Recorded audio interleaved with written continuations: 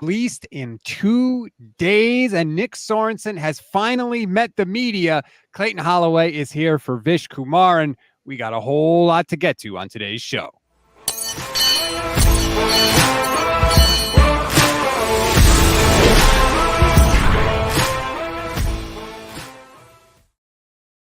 What is good, everybody? Welcome to another Gold Standard podcast on the Fans First Sports Network. I'm Rob Stats Guerrera. He is Clayton Holloway from NFL Network. What's up, Clayton? What's up, buddy? How are you? Oh, I'm doing well. Thanks for coming back on again, filling in for Vish. He had a couple of work things that he had to take care of, so we appreciate you joining us. I'm glad to be back, man. I think today worked out perfectly for me. I enjoy my day off. So this is, well, geez, now I feel bad it's your day off. But no, this is fun. I enjoy doing this, so appreciate you having me. We have a ton to get to. We're going to talk about the schedule coming out in a couple of days because Clayton, he just said something to me before we hit record. I was like, oh, that is so cool. We have to tell people about that. We'll get to that. We'll get to Nick Sorensen's press conference because he said a couple of things that kind of made me go side-eye a little bit. But before we do, I just want to remind everybody, please rate, review, and follow the Gold Standard Podcast Network. If you could leave us a 5-star rating and a review on Apple Pods, it helps us so much. I promise if you leave a review of any kind, we'll read it on the show. This one is 5 stars. It comes from The Wrong McCoy.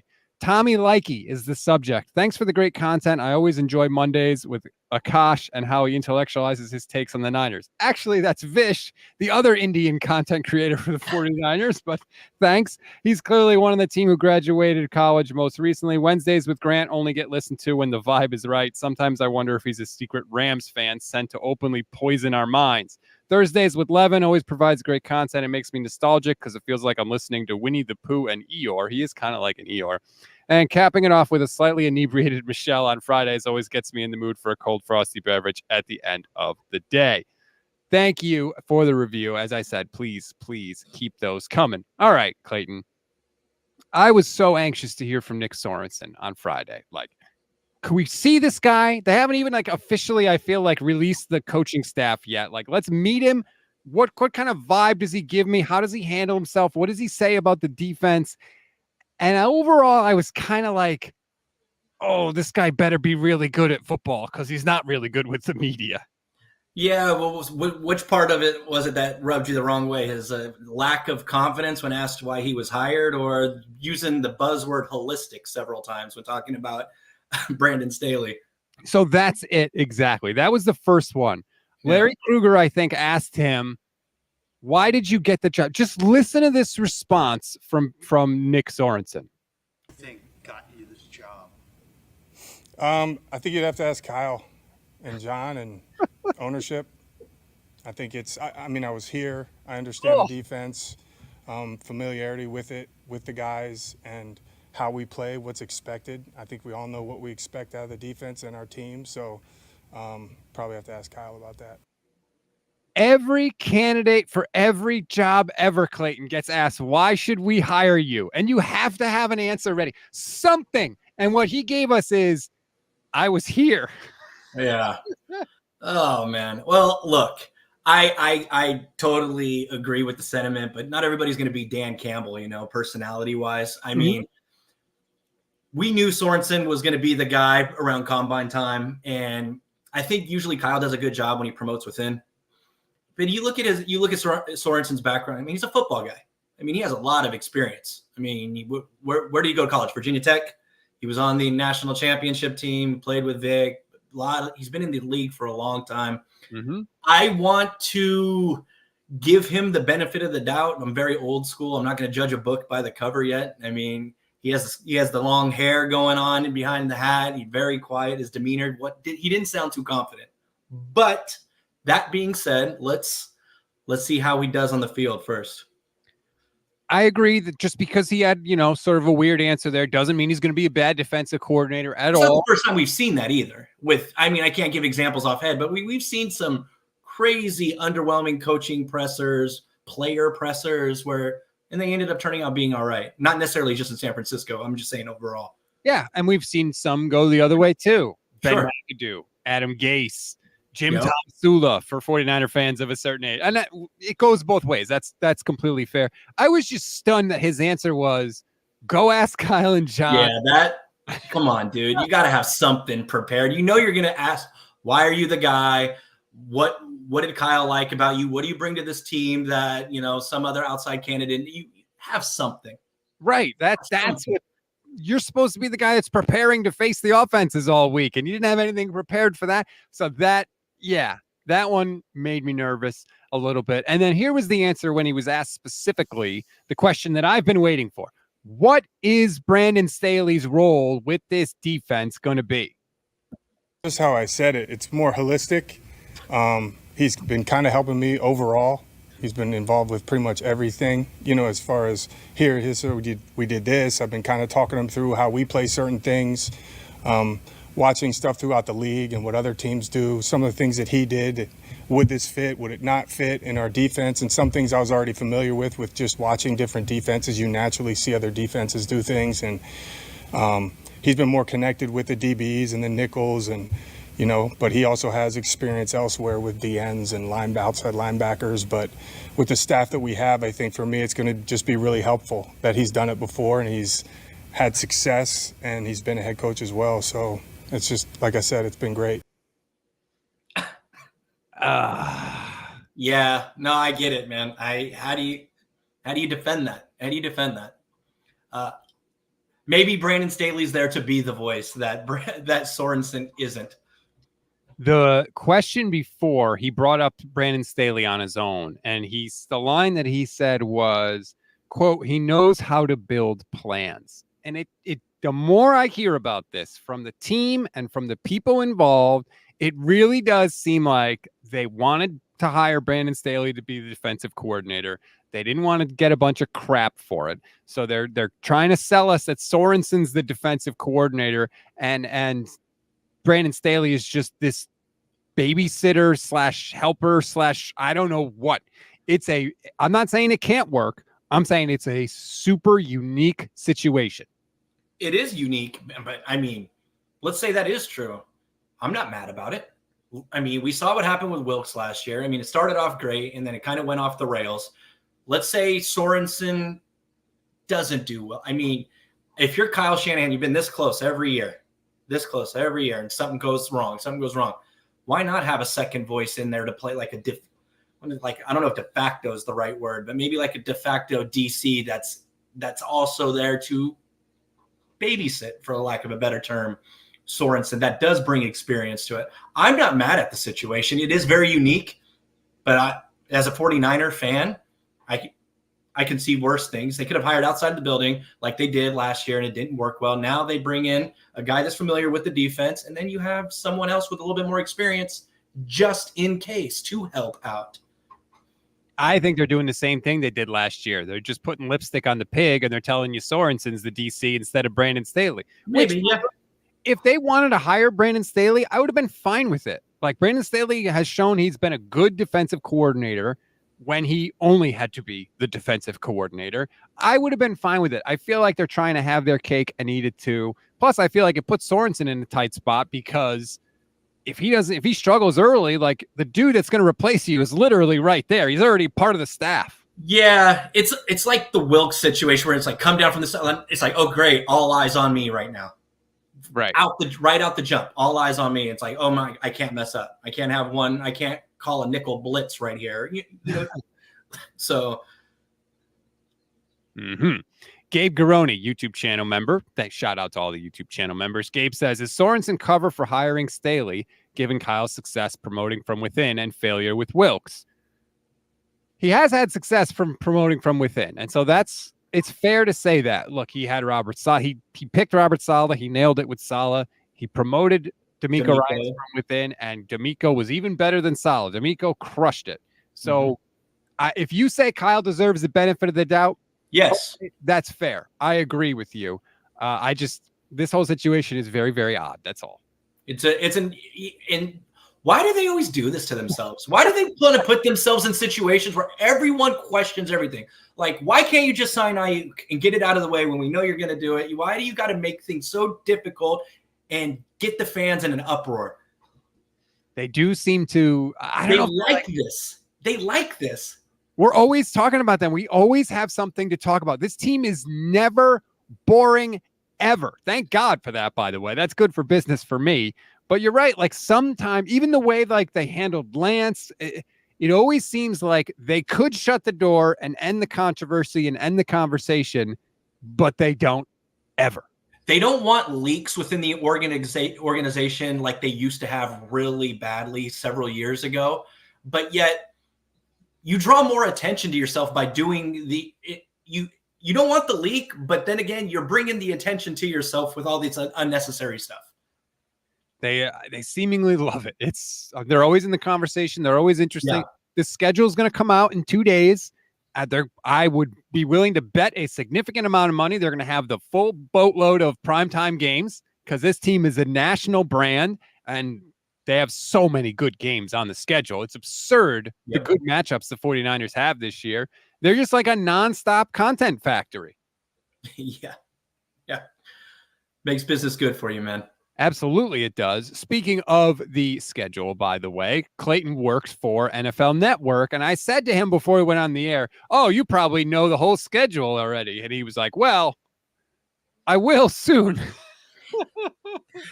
I will soon, yeah. Can you take us behind the curtain? Like, what is that process like to you? Do they have it like, do they take you in a dark room and they unveil, like they pull down a sheet from a big like poster board? How does it work?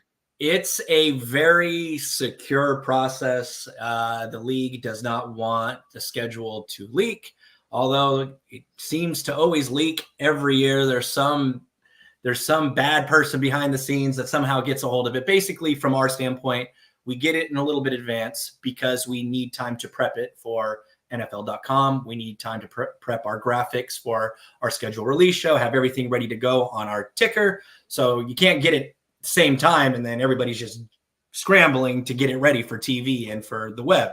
So yeah, we get it a little heads up on it, and it's very secretive. It's a big no to tell anybody what you know. And so can you take us behind the curtain a little bit? Once you find out what the schedule is, what are you? I wish I could text all of my friends and be like, oh my God, that's how I feel. But no, go ahead. Sorry. So what's your next step? Okay, boom, you've seen the schedule. All right. What are you doing next? I'm talking to several of my reporters that are potentially going to be talking about certain games. Like, hey, what game do you want to focus on? And then I go to our ticker operators who build the ticker on our lower scroll. The second eyes on it to make sure there is no errors, make sure everything's accurate. Let's build this. And we have hours upon hours to get it ready before the schedule release, before the whole world knows. And then same thing with .com. We're all second eyes and we're all talking about, okay. And then I'm talking with producers. What games we want to focus? Obviously today, the announcement was the kickoff game. So that's the big story of the day. You're going to talk about it on Total Access later tonight. We have Ravens at Chiefs week, Thursday night, which is great. It's just all prep. It's all preparatory and making sure everything's ready to go before the big unveil. I saw that tweet this morning about, it's going to be Chiefs Ravens week 1. And I just couldn't. I was like, damn it. The 49ers should have been in this game. Like if the Niners had won the Super Bowl, we would be the ones getting the announcement today. It would be Niners, probably Bills, or maybe Niners Packers or Niners Lions. Like, it should have been us, Clayton. It should have been. I would love to know what it feels like to have a scheduled kickoff game. It's, we haven't had one yet. So one day we will. I'm just hoping as a Niner fan, maybe we'll get a home kickoff game. I mean, we've had one home kickoff opener in the last 6 years. You were usually starting the first 2 games on the road. Maybe we can get a home primetime game. That would be give San Francisco the respect that they deserve. 5 NFC championships, a couple of Super Bowl appearances. Give us a home primetime game. From what I have heard, they don't like home games in the afternoon early in the year because of the weather, because it's so hot at Levi's. So if it's going to be a home game, it will probably have to be primetime. But that's not a problem, like I said, because you could throw a dart and hit a game that's worthy of being on primetime. When's the last time San Francisco's had a home primetime? I want to say it was Minnesota, like Monday Night Football, like to start the year, 2015. Yeah, it's been a long time. I want to go back and look at. I don't know, actually. Yeah, I'm not I sure. think San Francisco is deserving of a prime. Maybe put us on Monday night. I would hate to be on Monday night. Night's probably going to be Giants, Cowboy.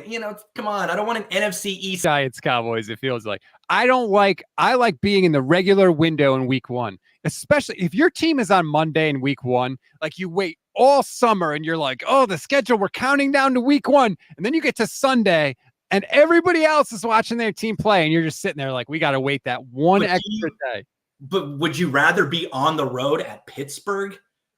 Yeah. I don't. Fair, I suppose. Or Tampa or Cincy, how it's been several other years ago. Well, there's a lot of games on the schedule. Like, they got to go to Lambeau. Let's have that one early in the year, please. Sure. I don't need to go to Lambeau when it's cold. Although, to be fair, we have seen the 49ers go into Lambeau when it's cold and kick the hell out of the Packers. So I don't know. I can't wait. Everybody makes fun of me because I get geeked up, excited for. So do I. Schedule release is fun. A lot of people, like some of the old school guys I work with that have been around, they're like, oh, I hate this day. I hate this day. I love schedule release, just like I love jersey numbers. People hate jersey numbers. I love jersey numbers. I love schedule release. Absolutely. Like, why can't we be excited about this? Oh, you already know the opponents. So what? So what? Yeah. It matters for so many things. Dre Greenlaw. I went to my son's football game this weekend. My son had his first flag football game this weekend. It was a whole thing. And a dude was walking around in a Greenlaw jersey. I swear to God, in Connecticut of all places. Awesome. And I was like, damn, I hope that some of those games against the tougher quarterbacks are later in the season because Dre Greenlaw will probably be back by then. So, like, there's so much stuff that matters. I don't know why people poo-poo the order of the games. I really don't. If you had, if you could pick the week 1 opponent, location, who would you want out the gate? Would you? Do you want like tough? Like, do you want NFC Championship rematch right away, or do you want middle of the road game, and then we'll get to the better games, in October, November? Give me maybe the Patriots against Drake May in his first start, or the Bears, Caleb Williams. I wouldn't mind that. Caleb Williams would be fun. That'd be fun. That would be really interesting because you'd get Caleb Williams, who everybody loves and everybody thinks is fantastic. And I've heard a bunch of people say he's in a great situation for a rookie quarterback. And then you've got Brock Purdy, who everybody discounts because, well, he's got all the Avengers around him. But so Caleb Williams doesn't. Right. That'd be a fun, interesting juxtaposition. Yeah. The Brock stuff. It gets me mad. Are you a Brock apologist? I am or a defender. I mean, I am. I'm a treat Brock the way we treat every other quarterback guy. Like, if a top draft pick put up the exact same numbers in the exact same way that Brock has, they would get tons of love. If Caleb Williams has an incredible season, he's going to be, oh my God, he's so amazing. The greatest thing since Andrew Luck at number 1, whoever. Yeah, no, absolutely. Yeah. So, okay. It's all about his draft position. Yes. He's got these Nick Wrights of the world and these Colin Cowards. They don't want to give the guy the benefit of the doubt. The guy went toe-to-toe with Mahomes in the Super Bowl, and if it wasn't for a missed block, we probably win a missed block on the offensive line. I mean, Spencer Burford, we probably win that Super Bowl. So, yeah, I just what are the rules? Could we establish the rules now before we grade all these quarterbacks that were taken in the first round? How many Pro Bowlers can you play with? How many All Pros can you play with? How good can your coach be for what you do to count on the field? How many times can we just go back in history? Are we going to discount what Peyton did with the guys he had, what Rich Gannon did with Charlie Garner, Tim Brown, Jerry Rice, the weapons Kurt Warner is the perfect example, the greatest show on turf. I mean, stop it. Stop it. Ooh, I just got a press release from NBC Sports. They have acquired an extra NFL regular season game to be presented Saturday, December 21st on NBC, Peacock, and Telemundo. There you go. Big things happening. Only a matter of time before it's all streaming and it's all linear television is dying, bud. Yeah. Except now all the streaming services are bundling themselves together. It's almost like cable back in the day. Yep. Crazy. Okay. Another thing I want to get to on today's show, Tariq Ahmad did an interview with The Athletic. I want to say it was Matt Barrows. Barrows is usually pretty good. he's one of my favorite, probably my favorite 49ers beat writer, to be honest. Yeah. And Legend. they go through each pick and why the 49ers liked them. And I like this because it's like, it's not a public interview, like it's a private interview. So I feel like the subjects of the interview are more comfortable talking to guys like Barrows in that setting. So you get like better stuff than you would in a press conference. Pearsall, basically Barrows says that when Kyle got the job, he sat down with all the area scouts and said, here's what I want from a wide receiver. Here's every single trait I want. Here's every single, facet of their personality. This is what I'm looking for. And basically Pearsall was like, well, damn, he checks every single one of those boxes. Yeah. He's I think we all did naturally because of the other needs San Francisco had on draft night. I remember my boss raving about Pearsall. My boss is a college football nut, especially the SEC. He was raving about Pearsall. Nobody projected him to go in the first round. So when he goes in the first round, I'm like, what? Why? And now that I've done my research, the more and more I love the pick. I love Ricky Pearsall. I like what he can do in the slot. I like how he can take it over the top. I like that he's not afraid to lay out for the ball. Debo. I like that he's not afraid to go after the ball, and he's a crisp route runner. The more you look at him, so he's growing on me a little bit. Seems like it. And it's funny in the article, Barrows talks about, Pearsall has lower body looseness like Dante Pettis, but unlike Dante Pettis, he shows toughness over the middle of it. Like Dante Pettis hasn't been on the team for like 4 years. He's still catching strays. Yeah. Well, I think Pearsall, I don't know Dante Pettis' weight, but Pearsall's bigger than Pettis though. Like he has a pretty strong frame. It looks like he looks like he's pretty compact, not like Debo compact, but like he's bigger than Dante Pettis. Dante Pettis, 6'1", 195. Really? Now, or is that now, or was that his rookie, or did he put on weight? I feel like he was so scrawny. So I'm just going by Pro Football Reference. Okay. I don't know if that's like if it's now or if it's like the initial. What do you say? Pearsall's like 6'1", 190 as well, right? Pearsall, like 6'1", 200. Okay, there we go. Few extra pounds. So we'll see if the Pearsall pick. Do you think he could beat out Juwan for wide receiver 3? Probably. Look, Juwan Jennings is awesome. He is so clutch. I mean, we call him third and Juwan for a reason. I think Pearsall might beat out. I don't think he's going to beat out 1 or 2. Obviously, they're not going to do that to Debo or Ayuk. But yeah, I think he can beat out Juwan. I think they're going to utilize him a lot like Debo. The more I watch Pearsall plays, they're going to use him in the screens. They're going to use him in the end arounds. They're going to use him they're not going to use him like Juwan. I mean, he's not just going to be a strict slot receiver or go-to third down receiver. He's going to be used pretty uniquely, I think. So yeah, I think he's going to be the number 3. It is stunning to me how I think most 49er fans love Juwan Jennings. And then I ask you this question. How many catches did Juwan Jennings have last year, Clayton? Off the top of my head, I'm going to say maybe 20-something. 19 catches for But Juwan. how many of those were clutch? That's the thing. It's like, how many of those were clutch? 49er fans, I feel like, will go to the wall for Juwan Jennings for a guy that had awesome. He's that guy is going to get the play in the NFC Championship game where Brock is scrambling to the left, throws it backwards, big no. Juwan over Anzalone, one-handed, comes down with it for the most clutch, must-need third down once we started to get that, our comeback going. I don't know if you remember that play offhand. Of course. Are you serious? Yeah. Awesome. And I feel like people don't remember this one as much as the Lions play. The week before against the Packers, the 49ers are driving down the field, and Juwan Jennings makes a massive, massive catch on third down over the middle of the field. Yep. I don't know how the hell Brock threaded that ball in there, but oh my God, it was incredible. And Juwan made that catch, kept the drive going. Yeah. And Juwan, he's with Dodds on the team. Juwan is the one that him and Dodds are the ones that had the game-winning Hail Mary against Kentucky in 2016, 2017. He comes up with big plays. You like the guy like that on your team. He might not have the numbers that blow you, that are, going to stand out, but he's a dog that you want in those clutch situations. I feel like no one knows for sure whether he's actually signed his tender offer. I thought there was an announcement. It was a 1-year I thought he posted a picture of it on social media, but I don't think you could see whether it was signed or not. I have no idea if it's San Francisco not. Give me 1 second. Let me see if I can pull up my emails.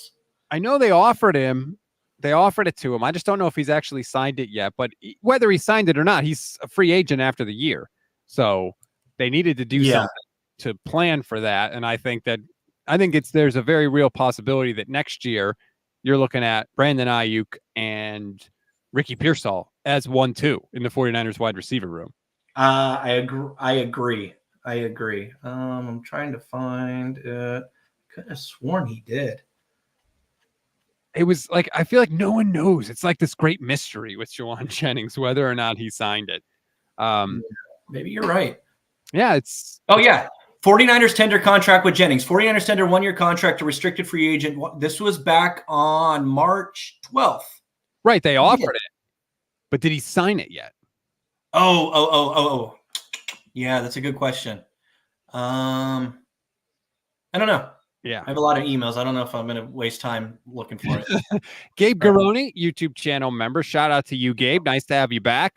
By the way, if you want to become a YouTube channel member, it's less than $3 a month. It really, really helps me. It's a great way to support the channel. We've got a lot of big things coming that we're trying to get done. So any support you could offer would be greatly appreciated. You get custom emojis, membership badges, priority comment response. So please and thank you there. Gabe says, any of my friends who doubt Purdy now receive a YouTube link to Michelle's annihilation of Zach from last week. I don't know if you saw that, Clayton. So Michelle Majuk, my host with me on Fridays, just kind of innocently, well, maybe not so innocently, tweeted out, Brock Purdy is better than Jordan Love as a fantasy quarterback and as a real life quarterback. And I don't really know why this can be said. And the Packers faithful came after her. And there was one content creator, Zach Jacobson was his name, who, tried to belittle Michelle. She said, oh, she's got fantasy football in her profile, figures, to which she responded, I also have NFL Network researcher in my profile too. But anyway, she asked him to come on a show.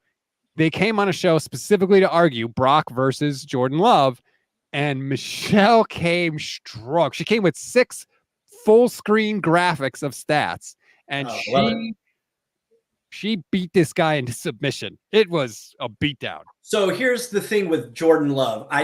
People are prisoners of the moment. I don't get it. Like, nobody was talking about Jordan Love prior to week 8 of last year. Then he came on strong and played great. I'm not taking. I like Jordan Love. I was at the Combine in 2020 when I like Jordan Love, and I love the fact that he learned from Aaron. He's finally getting his due, but we got to stop doing that. Brock has more experience than Jordan under center right now, and Brock looks a lot better. It's not a throwing competition as much as people like to make it one. It's not. It's not yet. Of course. And Brock Purdy, as she pointed out, hit the ground running as a rookie with no reps in training camp, whereas Jordan Love had 3 years in the system and then got in and stunk for half a year. Got thrown to the Wolves against Miami, wins the game, and then freaking blows out Tom Brady the following week. Right. The whole thing is, such an absurd. It's very absurd. It's ridiculous. We were kind of numb to it, but like when you explain it to someone that doesn't know anything about football, you're like, wait, they did what? So it's crazy. Let's get back to the comments from Tariq Ahmad in the Athletic, talking about Renardo Green. This is like the little nuggets that are in here. So they love Renardo Green's toughness. They love his physicality. They pointed out like, hey, some of the measurables maybe not quite there, but what matters more is the toughness and the physicality.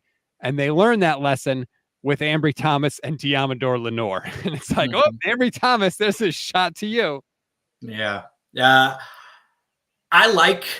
So the Renardo Green one is the one I'm still a little there. Obviously everyone's going to show the highlight reel. He shut down Malik Neighbors and those guys in college. And, are they going to utilize it? Is Sorensen going to do something we didn't see often in San Francisco? Are we going to do a lot of nickel blitzing? Apparently he's a very good blitzer, Renardo Green, and he's very tough and he's very physical, which is great. So how do you see Renardo being used? Plus, he has, what is he? Was he 5th-year senior or 4-year senior? Yeah, I know he's got a ton of experience. He has a lot of experience. And I know that was their overall theme with this draft. We're drafting players that have a lot of college experience that they can just plug in right away. Yeah, he was a 5th-year senior. Yeah.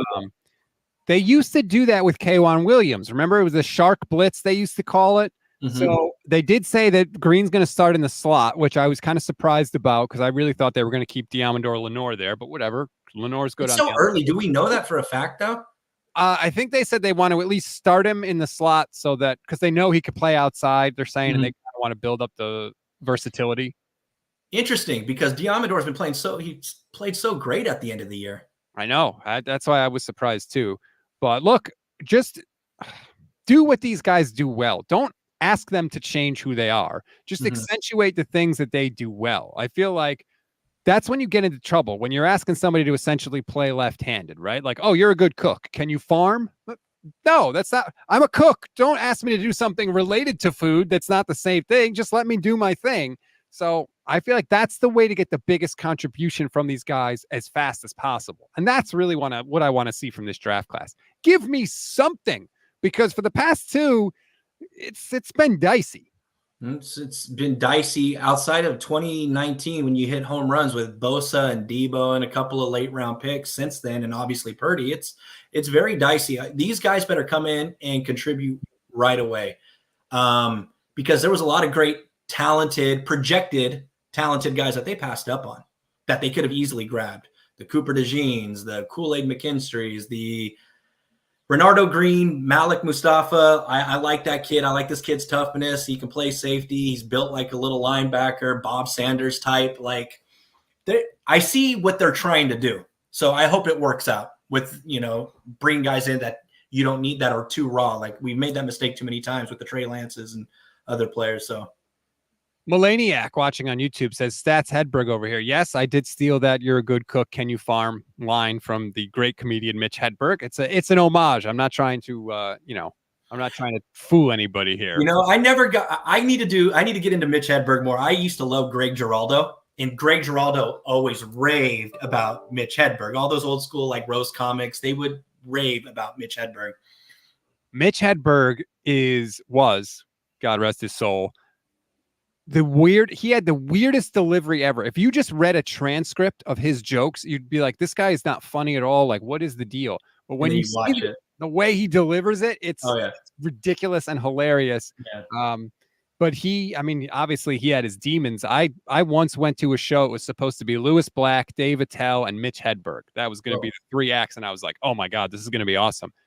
Mitch was so, I don't know if he was drunk or high or whatever it was. He could not get through the set. Dave Attell came out and pulled him off the stage and just did essentially he filled all the time himself. So he did 2 sets. It was wild. And I was so disappointed because I loved Mitch Hedberg so much. Yeah, those poor comics, those guys all had their demons. Him, Giraldo, Artie Lang, they all had those crazy. Anyway, another topic for another day. Yeah, I took us to a weird place there. I apologize. You mentioned Malik Mustafa. They loved Malik Mustafa. Tariq Ahmad. Interesting. The 49ers are not disclosing who got the gold helmet. Do you remember the gold helmet designation? That's the guy that basically checks every box, is good off the field, good intelligence. Yeah. They told us Trey Lance got a gold helmet. Hufanga got one. They're not telling us this year who got one, but Barrows says if somebody did in this class, he thinks it's Malik Mustafa. They absolutely love him. Yeah, I'm rooting for this kid just from a personal standpoint. He grew up a Niner fan, and now he's a Niner. Talk about, that's the ultimate dream come true. Have you seen Malik Mustafa, out of the uniform? He's stocky, built, just... He's huge. Mm-hmm. Yeah. He reminds me of Takeo Spikes back in the day, the linebacker who has the biggest neck I've ever seen. Yep. He's Malik Mustafa. It looks like when you see the way he hits on film and then you see him out of the uniform, you're like, yep, that makes sense. Yeah, I'm excited for that one. That's the one. After all getting to know these picks a little bit since then, I like that pick. We'll see what happens. I like Pooney. I like all of them. the thing about Mustafa, they kind of like hinted in the piece, again, this is the Athletic article, that Mustafa could start right away, which is not something with 49ers rookies that you usually see.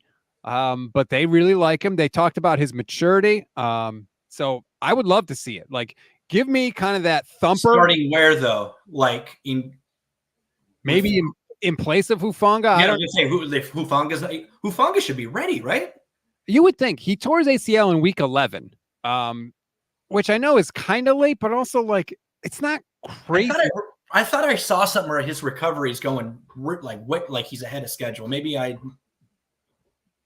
misremembered that. I feel like they're always ahead of schedule. Yeah. Melaniac says Lynch had a 3-minute clip about Mustafa where he was gushing. Lynch and safeties is a solid bet in my book. I hope so. That's fair. I hope so. I mean, Hufanga obviously was a hit, but I can't remember like a bunch of safeties that they've whiffed on under John Lynch. So he's clearly he knows what he's looking for. Yeah. I did skip over Pooney. That's my bad. I blame you. Don't. Mustafa. Pooney, they loved his inside quickness. Basically, they were impressed he got to play center at the Senior Bowl and did well. So that kind of convinced them that he could play on the inside. He's one of the several short shuttle kings that the 49ers drafted along the interior offensive line. I love him as a guy. Like, just listening to his press conferences, he just seems like a personable, just tough-nosed guy. Like, I really like him. I'm hoping he starts sooner rather than later, too. I agree with that sentiment a lot. I watched him a couple of times. The fact he's so versatile, they can play him on the inside. He moves really well in space. Mm-hmm. Like, the way Kyle's going to run this scheme, like this might have been a really good pick. Where do they put him though? Right guard, left guard. That's like, I don't think Aaron Banks He's playing guard. He's playing guard. I would think so. Right guard would be nice, especially with the Super Bowl disaster. Put him at right, like Spencer Burford. No, I'm all set with you, Spencer Burford. Yeah. You've had 2 years to seize this job and you haven't done it. So no thanks, Mr. Going rogue in the Super Bowl in overtime on the biggest play of the goddamn game. No, dude. And we keep replaying it too because there's no live coverage of many shows going on right now. All we keep playing the last couple of days is the NFC Championship and the Super Bowl, NFC Championship, Super Bowl, and I was like, enough. I can't watch the network right now. I can't remember who it was. I think it was Eric Crocker yesterday who said that he still hasn't watched any of the Super Bowls that the 49ers lost, the last 3. He said, I can't put myself through that torture. I watch them once a month, Clayton. I saw your tweet. I'm with Eric. I've watched clips of this recent one, like we discussed last time I was on, being there live in person. And it took me a few weeks to get over it. And I just know everything that went wrong in that game. I don't want to relive that. Because every time I see Debo not make a layout for a ball or go for a catch, seeing the block kick, seeing the missed block, questionable coin flip, questionable decision to get the ball in overtime, I don't want to relive it. I don't. I've watched the games. What I haven't watched, and I don't think I will ever watch, is the celebration once the game is over. Like, even this year, once the Chiefs caught the ball and scored the touchdown, I shut the TV off and came down to do the instant reaction show. So I still to this day have never seen that. I can't watch that. That's one thing I can't put myself through. But the actual games, I watch them all the time. I can't. I've seen enough of it. I know what happened. It just hurts. It hurts my soul, man. Because I still think to this day, I don't think I'm ever going to – am I ever as an adult 49er fan going to see a Super Bowl win? I don't know. We've had 3 opportunities now, and I haven't seen it. So – yes, although one of those is not Kyle Shanahan's fault. It's Jim Harbaugh. Yeah, you're right. Let's throw the ball 4 consecutive times on 1st and goal on the 5-yard line. Thanks, Harbaugh. Yeah, I know. The pain. Oh, the pain. It never ends.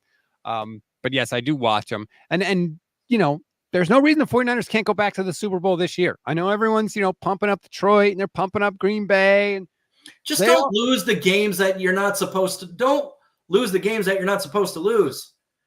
Beat Cleveland, beat Minnesota. Enough of that. Let's secure home field with no questions. No questions asked, even though it's a tough schedule. Well, they did that last year. I mean, they had it all wrapped up. Remember, we were worried that they were going to get too much rest. Yeah, that's true. JM617. Shout out to you. Says I watch him. Good. I'm glad I'm not alone in that. Thanks, JM. Watch him. Enjoy. When Frank Gore breaks that run against the Ravens at the end of that game, I think he's going to score every time. Yes. Yep. Oh, that one. Which of the three hurts the most for you? This one, because I was there and it was in my hometown, it was like the ultimate dream come true. Right. I really thought this was meant to be. 19 hurts because, you know, the call on Kittle, that the OPI, which could have really put us in a good spot in the first half. When they called that offensive pass, the push off on George Kittle, that one hurt. Best throw 2012 is so long ago. I'm over that one. I really am. The throw to Kittle that got called back was the best throw Jimmy Garoppolo's ever made. It's a dot, man. Yeah. It's an amazing throw. No, actually, Jimmy Garoppolo, which I became a believer of, my personal opinion, Jimmy Garoppolo, garbage time, his first game as a 49er when they threw him in the game in the blowout, we were losing to Seattle. Jimmy rolls out opposite direction. Yeah. And throws a needle just between four defenders, back of the end zone touchdown. I don't remember who it was to. It could have been, wasn't Jennings. I don't remember who it was. His very first touchdown was a 49er in garbage time. I was like, that's a veteran throw. And I thought that was one of his best play. And then he started off 5-0. And then we all loved him. And then we all know the rest of the story. Yes, we're very painfully aware of the rest of the story. I'm looking it up. I was a Jimmy defender. That first touchdown throw was to Lewis Murphy. That's random. That was a great throw. I recommend 49er fans, you don't remember that, watch Jimmy Garoppolo's first touchdown throw as a San Francisco Niner. It was awesome. It was awesome.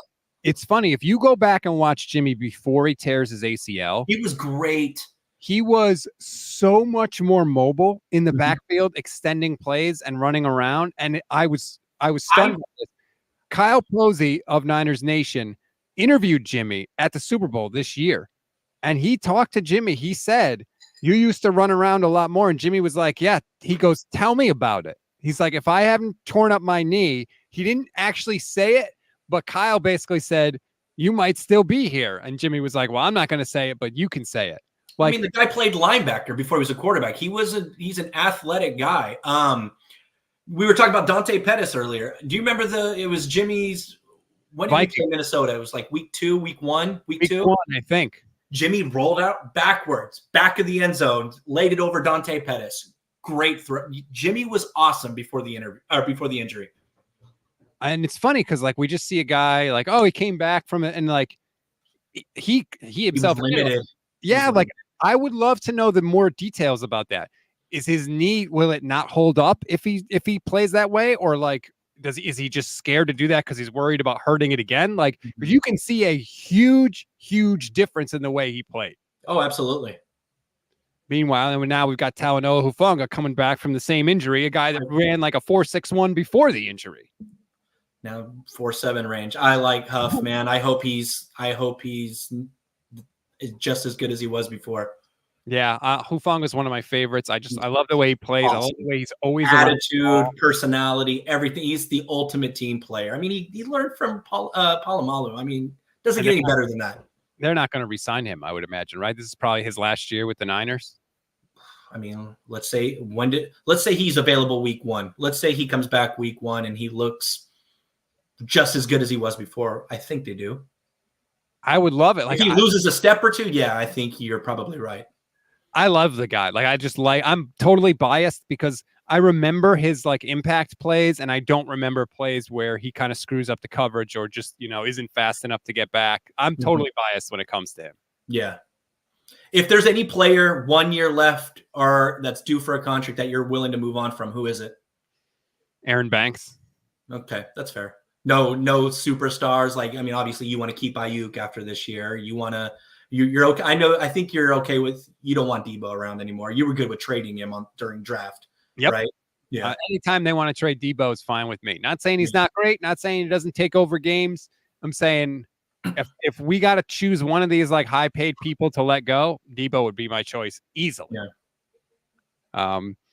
We look at the other draft picks. Oh, Guerrero. They love Guerrero.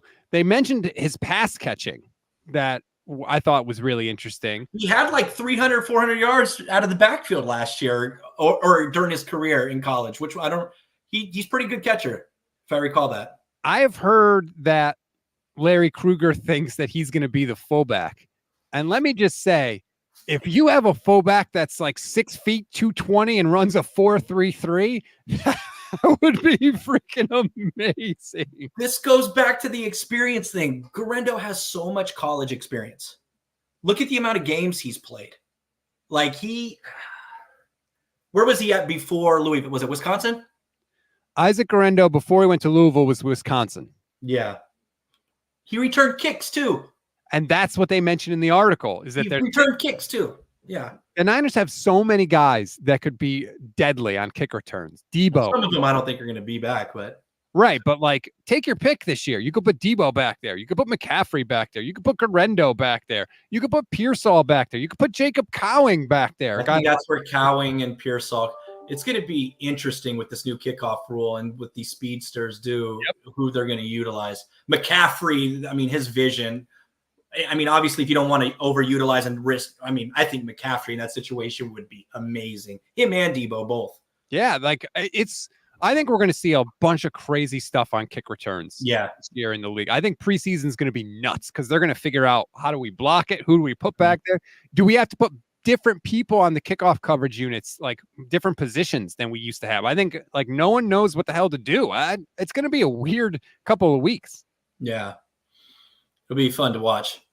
I think the teams that are really good, that are going to be Super Bowl playoff contenders, I think that should be something they should really emphasize this season. I think the teams that learn this and get ahead of this before everyone else will probably have a little bit of an advantage. And, like, who can do it? Let me think. Well, John Harbaugh was the special teams coordinator before he became the head coach of the Baltimore Ravens. I bet you the Ravens will be pretty buttoned up on it. Hey, who else was a special teams coordinator? Who? Your boy, Nick Sorensen. My boy. Please, he's got his hands full. Well, actually, you know what? He might have time because Brandon Staley is going to be the one doing the game plan. So maybe something like that. Yeah. I don't know. I think it's going to be a really cool thing. I worry, though, because to me, special teams and kickoff returns are the way for underdogs and for worse teams to beat good teams. And the 49ers are going to be the better team in just about every game they play next year. But we know that fluke happens. Yeah, that's what I'm worried about. A rainy day in Chicago and Justin Fields runs all over you or something. Dante Pettis revenge game. Yes, absolutely. Speaking of Ravens, did you see the DaCosta quote on Pearsall? I did see that he was basically and I love DaCosta's draft, like the way he approaches drafts. So that's good. That's reassuring. Yeah, he said he liked Pearsall. He thought it was a good pick. Now he did also say he thought he was hoping to get him later in the draft, but again, just pick good players. Like everyone's going to sit here, oh, he was overdrafted or whatever. If he's good, I don't care. That sounds like it's a 100% Kyle Shanahan pick. That was who he was set on. And I think they were okay with Xavier Worthy, Chiefs jumping at like Xavier Worthy. I think he had a couple of drop balls in minicamp, and he's not that sharp. If he doesn't run a 4.22, 4.21 40 at the combine, nobody's talking about him. That's what people keep forgetting. That's fair. And Kyle supposedly really knows what he wants and likes, and we'll see if it works out. The other thing too is how much better are we going to feel about the pick if Debo goes down again and misses a couple games, and it's like, okay, you know what, this sucks, but we've got Brandon Ayuk and we've got Ricky Pearsall out wide. Like these are our receivers with Debo out. You feel like the offense would be in a much better position to continue to sustain itself. Yeah. Whereas without Debo last year, they struggled quite a bit. You can't, the mixture of losing Debo and Trent Williams, that was tough. But yeah, Debo works in the system. He works in Kyle's system. I love Debo when he's healthy. If this is his last year with the team, if this is Ayuk's we got 3 studs out there now. I think the offense could be a little bit more deadly this year.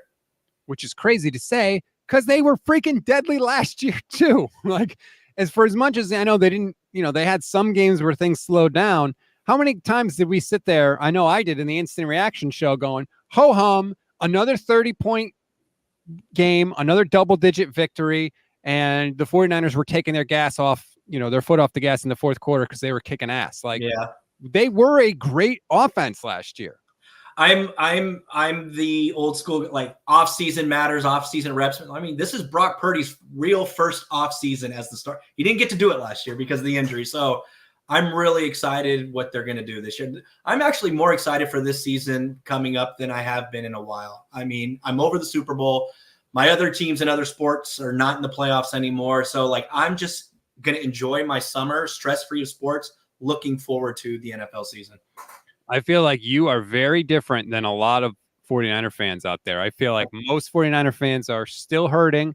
They don't care about the offseason. They don't care about the draft picks. They don't care about the labor pains anymore, Clayton. They just want to see the baby. All they want is to get back to the Super Bowl and win the damn thing. I do too. But when you do this every day, I mean, you know about it. You're podcasting every day. I mean, this is your job. Mm-hmm. My job is to work. Like, I'm okay with a little bit of an NFL break right now. I'm okay with it. I'm looking forward to the season. I'm past the Super Bowl. It's going to be fun this offseason. Speaking of Brock Purdy, by the way, and how he doesn't get respect and all of that, he's not helping himself, Clayton. Did you see the picture of Brock Purdy that is circulating on social media today? No. All right. Well, you're about to. Are you pulling it up? Here is Brock Purdy with his wife, Jenna. And he's, if you're not watching on the stream right now, he's in a driveway. It looks like they have some luggage. They must be going somewhere. Well, they killed a deer. And they're holding up antlers on either side of Brock's head.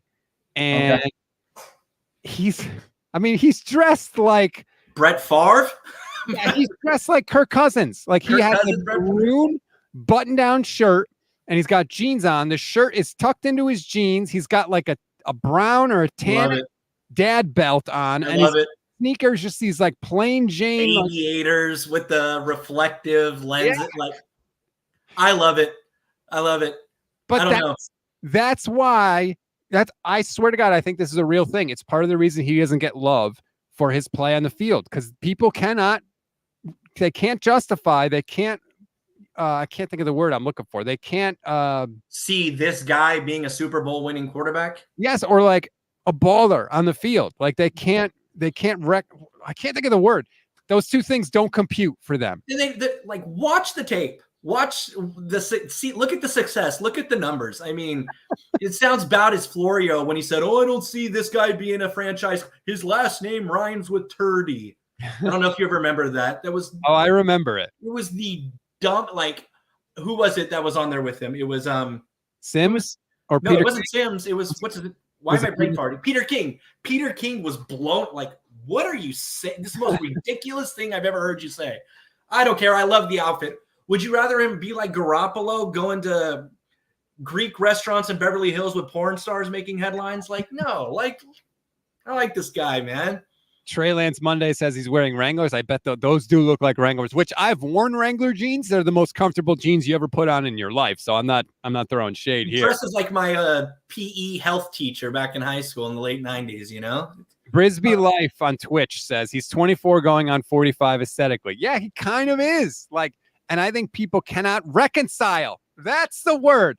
They cannot reconcile. How can this guy dress like a math teacher, come in 7th round pick, last pick in the draft, light it up and get everybody either love him or hate him because they can't stand it. And I love it. Yep. And so he's not helping himself. But you know what? I like Brock is who he is. He doesn't try to fake it. This is what he likes to wear. He wears it. Now, I'd be interested to see if his fits change once he gets that bag from the 49ers next year. But he's making money. He's already, what's the Toyota deal? What's he making this year? $985,000 this. I think he's making like just under $1 million this year. I mean, he's got crazy endorsements. You're right. He has endorsed, like, he's fine already. I mean, if he wants to buy himself a nice Louis bag right now, I'm sure he can afford it. We don't need to hold any bake sales for Brock Purdy. His cap number is just over $1 million this year. Yeah. It is the most incredible, most ridiculous bargain. That's why you keep those guys, those receivers that you keep, everyone you have from last year, and go for it one more time before you can't anymore when you have to sign him. Andre Garibay says throw a couple more gold chains on him. Yeah, go the Kirk Cousins route like he did. It's funny.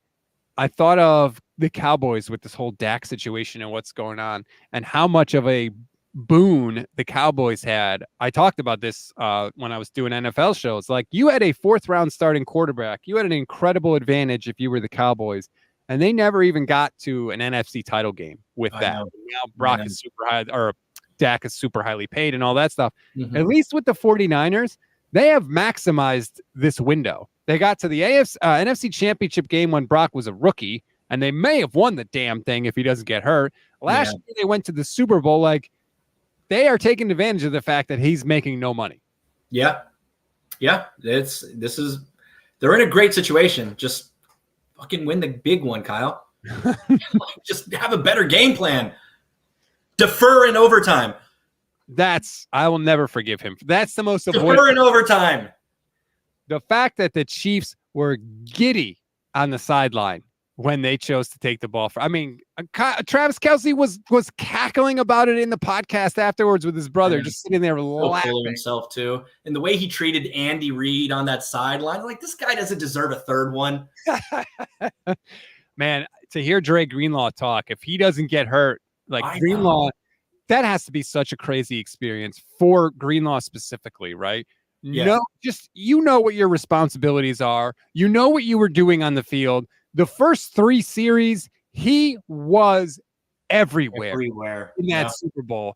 And he had to just sit and watch as Travis Kelce just goes nuts in the second half of that game, and his team loses in overtime. It's tough. It's tough.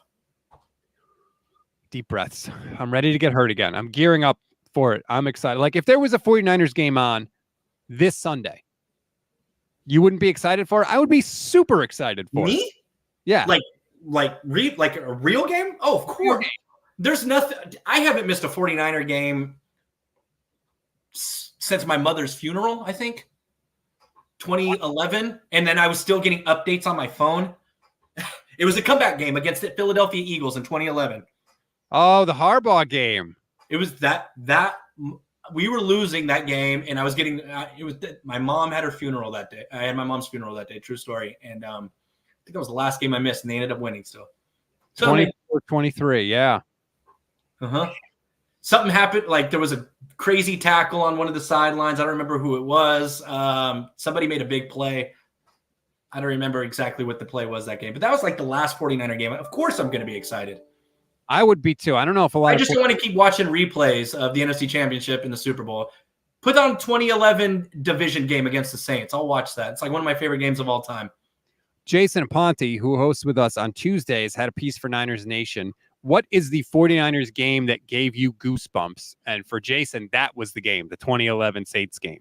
Well, I would say that is my favorite game of all time because it had been so long since 2003. We hadn't seen us in the playoffs in forever. And it was, the game was so exciting. There 4 different lead chains in the final 3 minutes of the game. After having a big lead on those guys, it was one of the best games ever. Alex Smith. I loved Alex Smith that game. That game was incredible to me too, because they pulled off this comeback, and then I heard the Ted Robinson radio calls the next day because I was at ESPN, so they had all the local calls. The Ted Robinson radio calls of that game are incredible. Really? Oh, have you not heard them? I don't remember them offhand. Oh man, Alex Smith scores and he says the play of his life. The play of dreams. Are we talking about the boot? Are we talking about the 3rd and 7 bootleg at the top with Joe Staley leading the block up the? Yep. Oh yeah. I would say I think the game for me that gave me goosebumps was probably the Niners-Packers game when they block the punt and Hufanga runs it back. Because at that moment I was like, oh my God, they're gonna do it. They can't score in the frozen tundra. Right. And it's we're going to win this game because the Packers aren't going to be able to score again. When he picks that thing up and runs it in, I was just that's when I believed. So, funny story about that game. I was in the newsroom that night, and Chris Rose and Maurice Jones-Drew are up on they're up on our desk because we have our post-game show after that. And their feed was 8 seconds faster than our newsroom feed. They were getting the dirty feed that was coming in. So they were ahead of me, and I'm So what I kept doing, I kept sprinting from my desk and standing behind Chris Rose. You see me in the tee. I'm watching their feed as they're watching it. I loved that game too. That was a good one. That was my memory of it. That game. And my memory of that game too is afterwards, Jimmy Garoppolo finds Robbie Gould and he says, F the Packers. And I was like, yeah, Jimmy, like that's how we all felt in that moment, right? We went into Lambeau Field in the cold. Aaron Rodgers, oh, wait till we get him at our place. Yeah, well, we got you at your place and we still beat you. And when Jimmy said F the Packers like that, I was like, you are all of us in this moment. Yeah, I liked Jimmy. I know he's not the greatest quarterback, but he was a good locker room guy. Forget Robbie Gould too, man. You remember he wanted out after the 2018 season because he thought Chicago was going to be great. I want to go back to Chicago. Next thing you know, he's in a Super Bowl in 2019. Andre Garibay, good choice. YouTube channel member. See, this is why we love our YouTube channel members.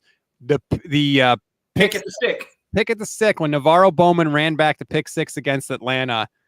That's another good call by Ted Robinson, by the way. Yeah. He says Navarro Bowman runs it back 7 miles for a touchdown. Yeah. I thought they were going to lose that game because Kittle messed up the onside kick. I'll let the Falcons get it back. They're driving down the field, and then bam, Bowman catches the ball. It was deflected too, right? I can't remember. It was deflected. Yeah. Yep. And it's funny because Kittle is the guy that recovered the onside kick against the Lions that took the Niners to the Super Bowl this year, and he referenced that Atlanta play after the game. He was like, "I screwed one up." I'm not going to do it again. Right. Like I wanted redemption for that. Now there was a flag on the play against the Lions anyway, so it wouldn't have counted even if they had gotten it back. But nonetheless, the pick at the stick was pretty good. And that was the last game ever played at Candlestick. Yeah. I went to that year. No, it wasn't that year. Never mind. I was thinking of the Harbaugh's first year. I was at the Dallas game, week 2, when we lost, when Tony Romo broke his rib in overtime. Never mind. I was thinking of something else. But the other game was the Kaepernick, one of the single greatest playoff games of all time. Green Bay game? Yeah. When he does that fake and he runs it and he splits the 2 defenders. And I'm like, oh, God, he's going to score. And I was in such a tough spot then because I was so team Alex Smith. And I was just so happy Alex had finally started to look like a real quarterback and it got taken away from him. So I was rooting for us to win, but at the same time, I was like, oh, I want Alex to be in there. But it was fun. That was one of many times when I was like, I can't believe the 49ers are going to go to Colin Kaepernick because I was worried that he was going to turn the ball over. And I wasn't really super on board with Alex Smith, but the one thing Alex Smith did for the 49ers was didn't turn it over. Protected the football. But Colin Kaepernick didn't. He did protect the football when he came in that year, but that playoff game was one of the single greatest playoff performances I've ever seen any quarterback have. Yeah. Even the following year, when we went back to Green Bay in the cold, and he did it.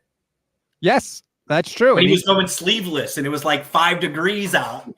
You know? It wasn't as exciting as that one, but Kaepernick played well enough to get it done.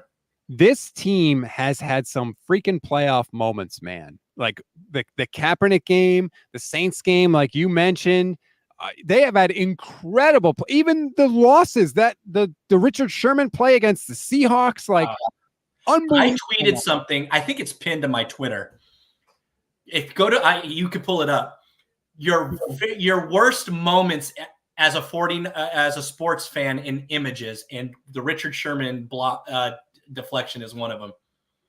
Oh, yeah, I see it. I see it up here right now. How dreadful are those? And that went viral. I remember that going viral. But like that one that's up there for me. That one, the Kyle Williams muffed punt, the LeBron block, and then obviously the 4th overthrow. Kyle Williams, man. Ooh, that is bad. I like JCG 1987. The jump pass against the Seahawks. That was a crazy. Do you remember that play? Kaepernick rolls out and he gets away from pressure and he leaps. And who was it? It was either Crabtree or Bolden. Bolden. It was Bolden, yeah. And he fires a missile, an absolute rocket that Richard Sherman is right. I think it's Sherman or not Sherman. It's Chancellor is right there. And the ball like bends his fingers backwards and Bolden catches it. And Sherman is standing there in the end zone and he has his hands on his head. Like, I can't believe this happened. Yeah. I'm just so frustrated. Kaepernick did not need to throw that ball to Crabtree. He didn't need to throw. It was first down on the 20-yard. There was like 20 seconds left. He didn't need. I felt like that was a pride throw. Yep. JM617 says Pat's versus Kaepernick in 2012. Yes, I remember that. I had. It was like we blew him out. It was like 41 something, 42 something. Like they blew him out. Well, and then in the second half, Brady went nuts and tied it up. They jumped out a big lead, and then Brady went nuts, tied it up, and then they got a huge kickoff return from LaMichael James. And Oregon. First play of the drive, Kaepernick hits Crabtree. Crabtree breaks a tackle, goes to the house, go-ahead touchdown. Niners never looked back. So I didn't get goosebumps from that because Brady came back, so it kind of like erased it. So was that a Sunday night game or a Monday night game? It was a primetime game. I think it may have been Sunday night. Yeah, I can't remember. Help. M. Patel says the Bats back when the Patriots didn't lose at home in December. Yeah, when they were up in that game, I was like, is this really like we're doing this to Tom Brady? And then he friggin' came all the way back because, he's Tom Brady. Frustrated. When we lost that 2011 NFC Championship to the Giants, I was so bummed because that 49ers team would have destroyed the Giants in the Patriots in the Super Bowl. They would have destroyed them. That was when I was off Team Alex. I was like, the guy completed one pass to wide receiver. 1 of 10 on third down or something like that. Yep. I was like, this guy just ain't like this defense.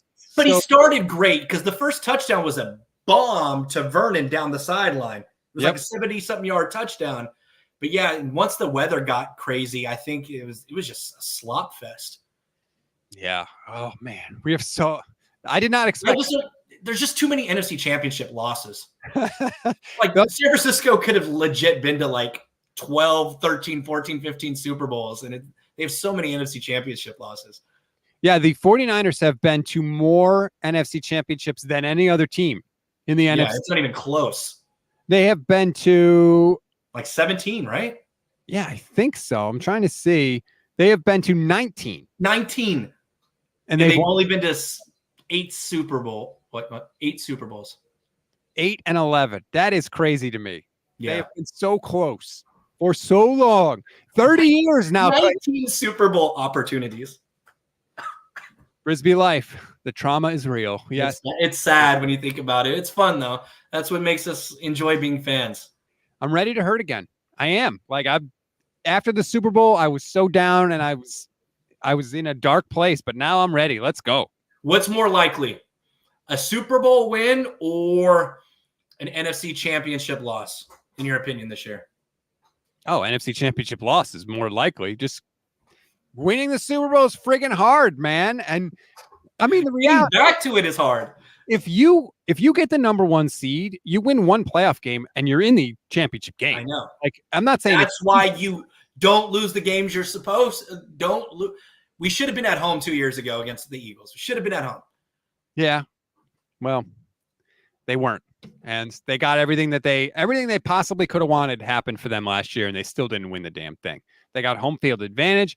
Pretty much everybody was healthy going into the playoffs. Pretty much everybody was rested going into the playoffs, and they still couldn't get it done. So this year, I'm not going to freak out if they're not the number 1 seed because it didn't help this year. So now I don't care how they get it done, by hook or by crook, but God damn it, win the Super Bowl. And don't put yourself in a hole against the Packers and Lions like that either. Even though it's fun, Kyle can get that bird and he can get that monkey off his back. He can't win when he's down, but yeah, I don't know why so many people are saying that the 49ers should have lost against the Packers. Like, what was so crazy? I feel like that just comes out of people thought the Niners were going to blow them out and they didn't. So now they're like, oh, well, you actually should have lost. It's like, no, it was a close game that the Niners won.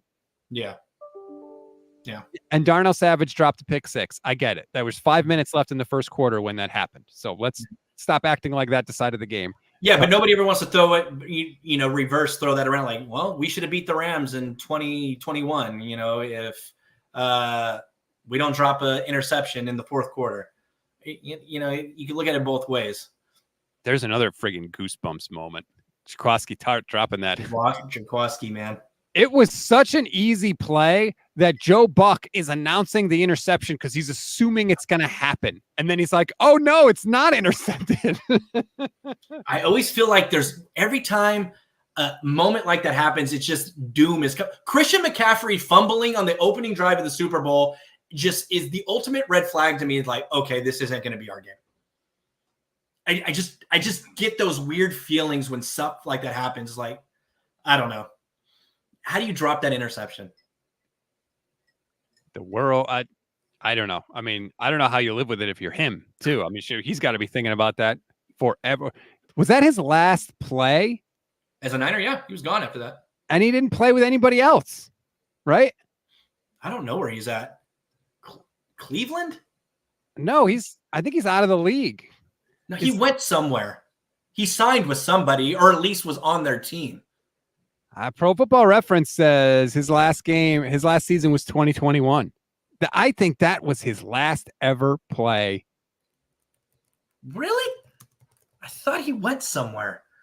After. Well, there was time left in the game, so maybe it wasn't his last ever play, but it was his last game. Okay. He went to practice squad with the Eagles in 2022. Okay. Yeah, so yeah, he never played a game again. Yikes. Hey, what can you do? All right, let's hope we don't add to that list of pain that we just went through in 2024. I certainly hope we don't. Many painful moments. Clayton, thank you so much for the time. We really appreciate you coming on. We always love hearing from you. We get a lot of good reaction when you're on the show, so I appreciate it. Oh, good. I'm glad to hear that. I'm glad to be here anytime, bud. Please rate, review, and follow the Gold Standard Podcast Network. Like and subscribe to the YouTube channel as well, so you'll get notified every single time we go live, which is every single weekday for you. Tomorrow, it'll be Bully Ball, Steph Sanchez, Jason Aponte. You don't want to miss that one, and we will talk to you tomorrow.